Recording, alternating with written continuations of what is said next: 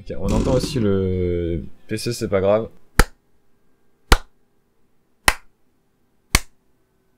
Voilà.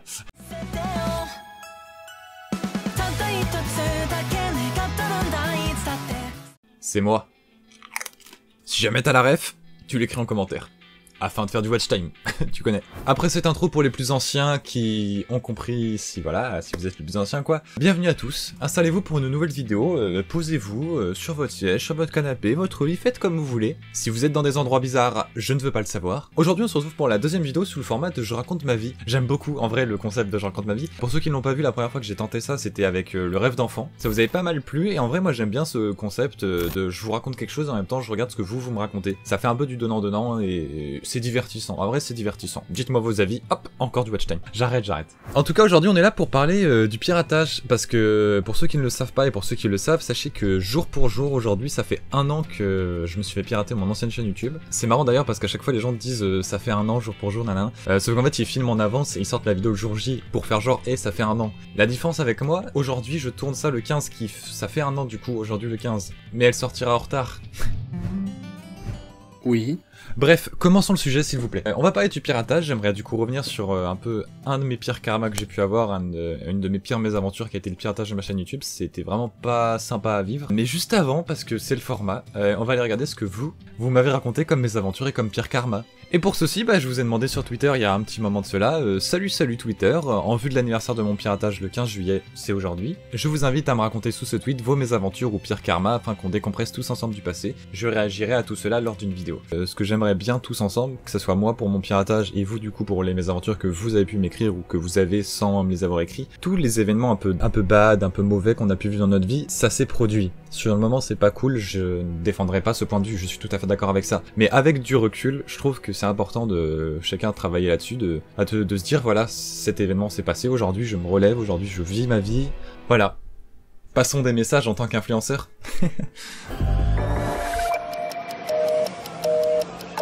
On va commencer avec XFCF45X qui nous a envoyé sa petite histoire. Qu'est-ce que je pourrais raconter? Ah oui, c'était quelques mois après le début de ma chaîne, un hater, le premier de l'histoire de ma chaîne, du coup son premier hater, avait cliqué sur toutes mes vidéos pour mettre un commentaire haineux envers moi. Sauf que la photo de profil du hater ressemblait à l'un de mes amis IRL, du coup j'ai cru que c'était lui qui trollait, et je l'ai contacté par mail en lui disant que je ne trouvais pas sa blague drôle. Sauf que c'était pas lui. Et il l'a mal pris, du coup je me suis excusé et j'ai supprimé les commentaires du hater en question. La mésaventure là-dedans, ce n'est pas qu'un hater m'ait critiqué, mais que j'ai cru à une mauvaise blague. Morale, quand vous êtes pas sûr d'un truc, mieux vaut se taire. C'est vrai. Pour toi, ta mésaventure, je trouve qu'elle se rapproche bien du propos qui dit ne jugez pas trop facilement les gens. Par contre, au-delà de ça, tu parlais que le hater c'était pas trop grave. Moi, je trouve quand même que les haters, quand t'es pas préparé, quand t'es pas habitué, ou quand t'es juste pas prêt à tenir les haters, c'est quand même dur parfois de se prendre des trucs négatifs pas fondés. La critique est autorisée, hein, mais quand c'est pas fondé, parfois ça fait mal. En tout cas, XSF, avec la personne concernée dans ton histoire, j'espère que depuis ça a pu aller mieux, que cette histoire a pu être réglée et tout, dans la bonne entente. On a l'ami Nepnia qui nous raconte sa petite anecdote. Un jour j'ai joué à Rocket League pensant éclater tout le monde, comme d'habitude. Tu vois, et là, no joke, j'ai perdu. C'est un karma, moi je trouve que c'est un beau karma. Ça serait plus karma que mes aventures en soi. Je m'inquiète pas, je sais que t'as éclaté d'autres personnes depuis, tout va bien. Yotoru, ou Yotoru, désolé. Qui nous raconte son histoire en tout cas. C'est l'histoire d'un petit con qui a rigolé d'une vidéo d'un poussin qui s'est fait dégager par coup de patte d'un chat, pour ensuite se prendre un panneau stop en pleine face dans la rue 5 secondes après. Théorie de ma part, je pense que ce poussin a installé ce panneau dans la rue 5 secondes après. D'ailleurs je pense pas que tu parles de cette vidéo, mais je tiens à vous la partager. Une vidéo qui m'a fait hurler de rire à chaque fois que je la vois, c'est celle-ci. Oh, c'est fragile. Trop de cube. Oh non, mais putain, il est écrasé. Si vous la connaissez tant mieux, sinon c'est une putain de pépite. En tout cas, Yotoru, je vois que ton histoire c'est ce qu'on appelle un karma naturel, c'est comme ça, c'est la vie. Cette fois-ci on a une histoire de Blup, et Blup nous raconte son histoire. C'était quand j'étais au collège, en 5ème ou en 4ème, un mec qui était amoureux de moi me suivait partout, genre quand je dis partout c'est partout. Une fois j'allais à l'intendance, je crois, je le voyais me regarder de loin dans la classe. Il était au premier rang et moi au dernier, et il se retournait pour me regarder 10 minutes, puis il se retournait vers le tableau. Il faisait hop, je te regarde, hop, je regarde le tableau. Une fois il m'a suivi jusqu'à mon arrêt de bus et il s'est caché derrière un arbre. Heureusement j'avais mes amis pour me réconforter. Déjà, je trouve qu'on n'a pas le droit de jugement, parce qu'on n'a pas de contexte, vous voyez ce que je veux dire. De ton point de vue, à vivre ça, ça doit être bizarre un petit peu d'avoir une personne qui te stalk, clairement qui te stalk. Cette personne, ce gars-là justement, pourquoi n'a-t-il pas osé, je sais que c'est facile à dire, hein. Au lieu de juste stalker, il aurait pu tenter, et voilà, si tu tentes, t'as une réponse. Mais si tu fais un d'entre-deux, c'est mal interprété. Par contre, on notera que dans l'histoire de Blueplan, nous avons quand même un message. Les amis, c'est la vie. Parce que du coup, tes amis étaient là pour te réconforter, et être entouré d'amis, c'est quand même très cool, je trouve. J'en profite pour faire un petit aparté d'ailleurs, parce que là je viens de dire qu'être entouré d'amis c'est très cool. Je sais que certaines personnes pourraient répondre « Oui, mais avoir des amis c'est pas très facile » ou « Moi j'ai pas d'amis, etc. » Des fois vous avez l'impression de pas avoir des amis, mais je peux vous jurer que si vous vous posez et que vous ouvrez un peu les yeux, vous êtes pas tous, vous êtes pas seul, la plupart du temps. Vous êtes entouré, il y a toujours des gens autour de vous. Parce que dans la vie, on veut toujours ce qu'on n'a pas, plus d'amis, des amis populaires, etc. Enfin, c'est des exemples. Mais on réalise très rarement que finalement, on a déjà beaucoup plus que ce qu'on espère autour de nous.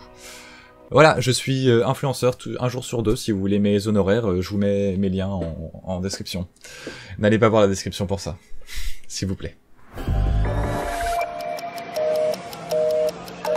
On va continuer avec Joa, qui va nous raconter une histoire d'Halloween. Le jour d'Halloween 2019, mon ancien meilleur ami m'a envoyé des pavés Discord pour me dire à quel point j'étais une merde, et que je lui devais des excuses pour absolument aucune raison valable. Son pavé était violent, et je ne l'ai pas mérité, j'avais perdu mon meilleur pote de 6 ans.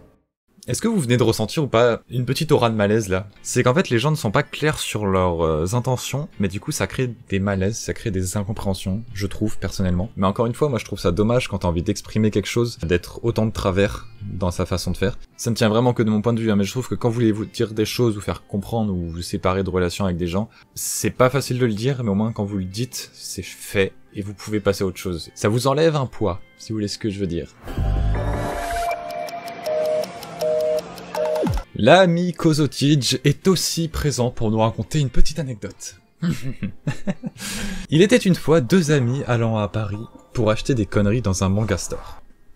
Je me demande qui est ce deuxième ami. Après une bonne après-midi, leur carte bleue était en feu. Je peux confirmer. Mais avant de partir du magasin, ils virent un loto et Macha. En gros, les lotos, c'est des loteries dans les magasins de vente où vous achetez des tickets et vous avez un cadeau au pif selon votre chance, etc. Les deux amis gagnèrent chacun un verre et Macha, My Hero Academia, pour ceux qui ne savent pas. Dans les verres possibles à gagner se trouvaient tout un tas de magnifiques verres, notamment un verre à l'effigie de Shinso. Lui, par exemple.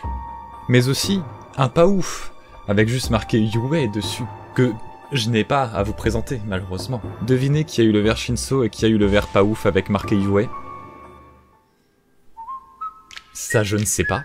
Attention, révélation, j'ai eu le verre Shinso, vous vous rendez-vous compte? Et du coup, Kozotij a eu un verre totalement éclaté sa race. Je vous mettrai une photo si jamais j'en trouve une sur Google ou Kozo m'en envoie une. Juste pour mettre un peu de somme, j'ai également un verre Oshako. Et j'ai également un verre Le Mignon. J'espère que Kozo, ton pire karma du verre Yue, il va bien.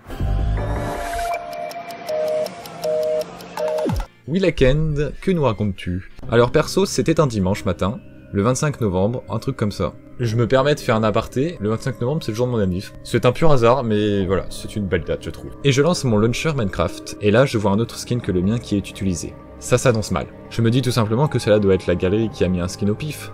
Oui, continue de penser ça, t'inquiète. Mais j'ai quand même eu un doute, quoi. Parce que ça n'avait jamais fait ça auparavant. Il faut savoir que je suis très prudent sur les mots de passe. C'est pourquoi ils sont toujours à rallonge et je les enregistre jamais. Mais cette fois, mon compte existait depuis 4-5 ans, et à l'époque je ne savais pas quoi mettre comme mot de passe, alors j'ai mis mon pseudo, Weekend. Et c'était très bête, mais comme mon compte ne se faisait pas pirater, j'ai eu l'idée de le laisser comme ça. On dirait moi avec mon ancienne chaîne YouTube. Et donc, quelques jours plus tard, je suis déconnecté de mon launcher, et à ce moment-là, j'ai compris que je m'étais fait pirater. Évidemment, j'ai prévenu ma mère et je lui ai dit de changer tous ses mots de passe, parce que mon compte était associé à son adresse mail. Je vois très bien le genre. Puis il a commencé à pirater le compte ADN aussi, mais on a réussi à changer tous les mots de passe à temps et à bloquer sur ce niveau-là. Tout va bien, tu peux toujours mater des animés, franchement c'est cool.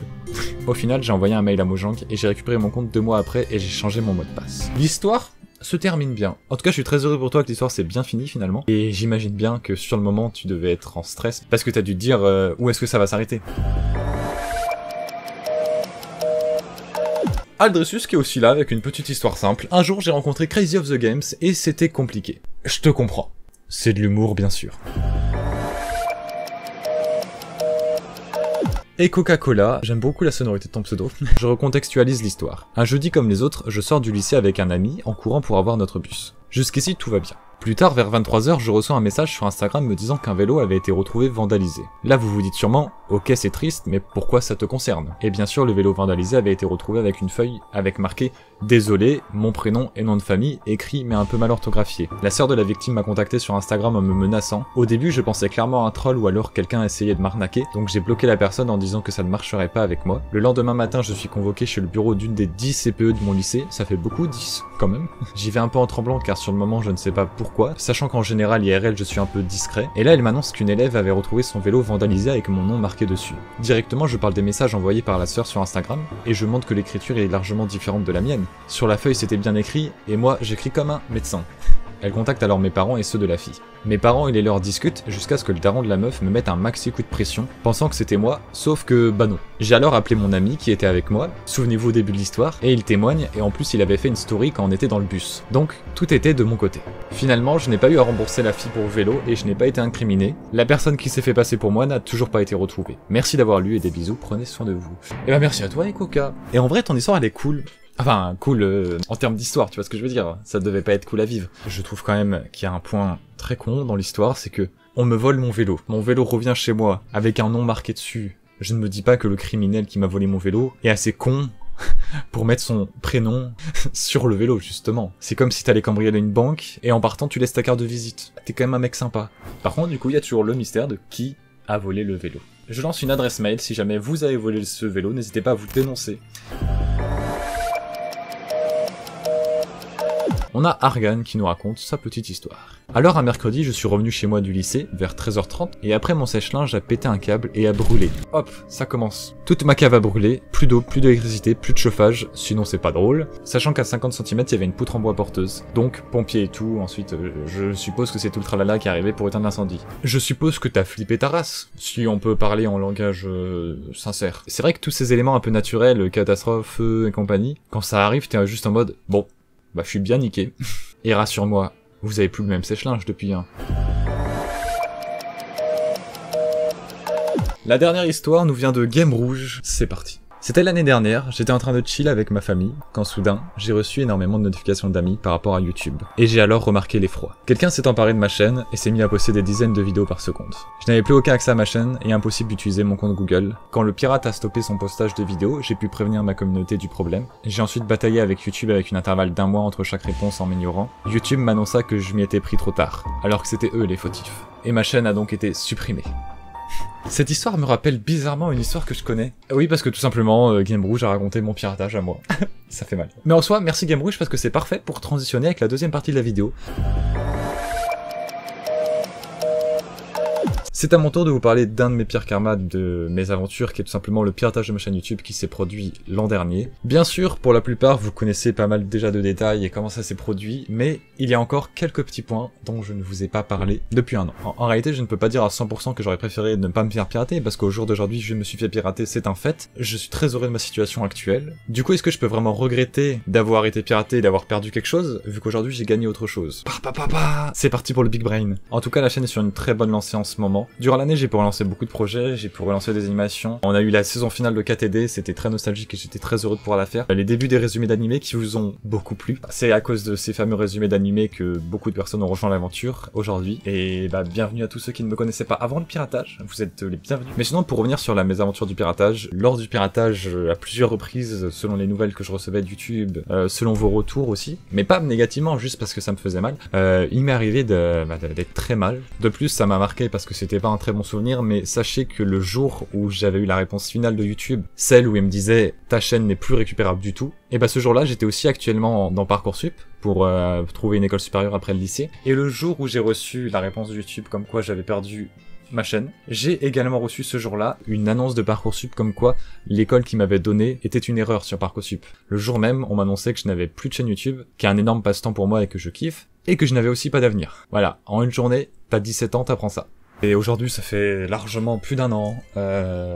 Tout va bien, je suis très heureux. J'ai aussi une grosse hype de pouvoir vous proposer d'autres choses. Sur ce, je ne pense pas qu'on fera en vrai comme ça une vidéo anniversaire chaque année pour le piratage parce que on s'en fiche un peu. Par contre, je pense qu'il y aura quand même un petit mot chaque année parce que c'est quand même un événement qui a marqué ma chaîne. Mais sinon, on est reparti du coup pour une année supplémentaire. Et si vous êtes chaud pour suivre ça tous ensemble et voir ce que justement cette année nous réserve, eh ben vous avez qu'à vous abonner si c'est pas déjà fait. Et voilà.